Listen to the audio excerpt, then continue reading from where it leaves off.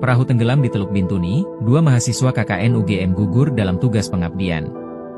Sebuah perahu motor yang mengangkut rombongan mahasiswa kuliah kerja nyata atau KKN Universitas Gadjah Mada mengalami kecelakaan dan tenggelam di perairan Kampung Aroba, Distrik Aroba, Kabupaten Teluk Bintuni, Papua Barat, pada Minggu, 30 Juni 2025. Insiden ini mengakibatkan 2 mahasiswa UGM gugur dalam tugas pengabdian. Berdasarkan keterangan dari pihak kepolisian dan pemerintah daerah Teluk Bintuni, perahu tersebut membawa total 10 orang, terdiri dari 8 mahasiswa KKN dan 2 warga lokal. Dalam perjalanan dari Kampung Banjar Ausau menuju Kampung Aroba, perahu diduga dihantam ombak besar hingga terbalik dan tenggelam. Kepala Kantor Pencarian dan Pertolongan Manokwari, Iwayan Suyatna, menyampaikan bahwa kedua korban telah ditemukan pada Senin pagi, 1 Juli 2025. Saat ini keduanya telah dievakuasi dan rencananya akan segera dipulangkan ke daerah asal masing-masing. Sementara korban yang selamat telah mendapatkan perawatan medis. Rektor UGM, Profesor Ova Emilia, dalam pernyataan resmi menyampaikan duka mendalam atas musibah tersebut. UGM saat ini terus berkoordinasi dengan keluarga korban serta pemerintah setempat untuk memastikan semua proses evakuasi dan pemulangan berjalan dengan baik. Sementara itu, tim gabungan dari Basarnas, TNI Polri,